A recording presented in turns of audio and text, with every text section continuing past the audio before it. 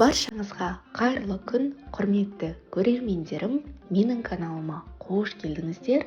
Бүгінгі видеода жыртылмайтын, езілмейтін, дәмі тіл үйіретін манты әзірлейміз. Бисмиллах деп бастаймыз. Алдымен қамырын елеп алуымыз қажет. Салқын суға 2 шай қасық толтырып тұз салып араластырамыз. Сұйықтығымызды електен өткізілген ұнның үстінен құямыз. Бірден біріктіріп елеп кетпейміз. Сұйықтықты ұнның барлық жеріне бір келкі етіп таратуымыз керек.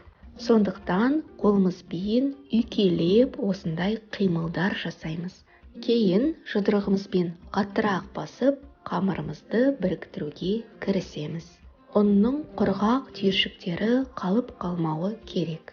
Қамырды илеуге кем дегенде 10 минут уақыт кетеді. Күшімізді салып, барынша біріктіруге тырысамыз. Нәтижесінде қатты қамыр шығады.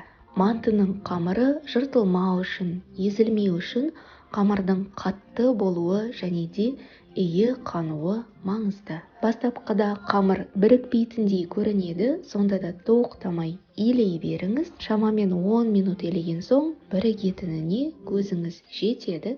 Бұл қамырды илеудегі еңбегіңіз сол нәтижеге 100% тұрарлық.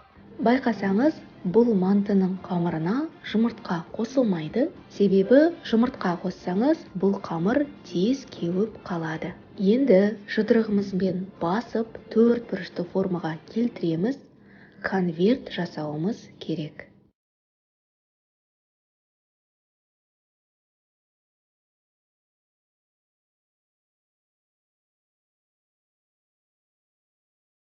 Дайын болған қамыр осындай қатты болады. Иі қану үшін 30 минут тындырамыз. Кеуіп қалмау үшін пакетке орап қоямыз. Осы уақытта салмасын дайындап қойсақ болады. Мантының салмасына етті қолмен майдалап тұрасаңыз, әрине керемет болады. Мен бүгін майлылығы орташа тартылған ет қолданамын. Оған майдалап туралған құйрық май қосамын. 1 килограмм ет үшін шамамен 200 грамм құйрық май қосу жеткілікті. Ет пен майымызға дәміне қарай тұз қосамыз және де жарты кесе салқын су қосамыз. Мантының салмасына міндетті түрде су қосыңыз, сол кезде манты шырынды, сочный болады. Қолымызбен мұқият араластырып аламыз. Кәсіби аспаздардың айтуы бойынша ет пен пияздың арақатынасы бірдей болуы қажет. Мысалы, 1 килограмм ет қолдансаңыз, оған 1 килограмм майдалап туралған пияз қосу қажет. Пиязымыздың үстіне дәміне қарай қара бұрыш қосамыз. Ең алдымен пиязбен қара бұрышты қолымызбен ескілеп араластырып аламыз. Содан кейін салмадағы ингредиенттерді өзара толығымен араластырамыз. Тұз бен қара бұрыш жеткілікті, басқа ешқандай дәмдеуіш қоспаймыз. Жарты сағат тынып тұрған қамырымызды тағы бір рет басып, конверт жасап аламыз. Кейін тағы жарты сағатқа тындыруға жібереміз. Иі әбден қанған қамыр жыртылмайды және езілмейді. Онымен жұмыс істеу өте ыңғайлы болады. Жалпы 1 сағат тынған қамырымызды ұзынша етіп, бірдей 4 бөлікке бөліп аламыз. Әр бөлікті ұзынша етіп дөңгелектейміз. Құрметті менің сүйікті көрермендерім, Қазақша каналымның ары қарай дамуына үлесіңізді қосыңыз. Видео тағы да басқа көптеген адамдарға көріну үшін сіздің қолдауыңыз ауадай қажет. Видеоға лайктарыңызды аямай басып, кез келген пікір қалдырыңыз. Ал жаңа оқырман болсаңыз, міндетті түрде тіркеліп алыңыз. Қамырдың жұмыс істейтін бір бөлігін қалдырып, қалған бөліктерін кеуіп қалмау үшін пакетке орап қоямыз. Қамырымызды осындай кіші бөліктерге бөлеміз. Әрбір бөліктің салмағы шамамен 14-15 грамм болуы қажет. Қамырдың өлшемі түсінікті болу үшін бір-екеуін өлшеп алып, кейін көз мөлшермен бөле берсеңіз болады. Осындай бір ұзынша қамырдан 17-18 дана манты шығады. Бұл қамыр 600 грамм ұннан иленді. Орташа отбасы үшін бір манты қазан толатындай мөлшер.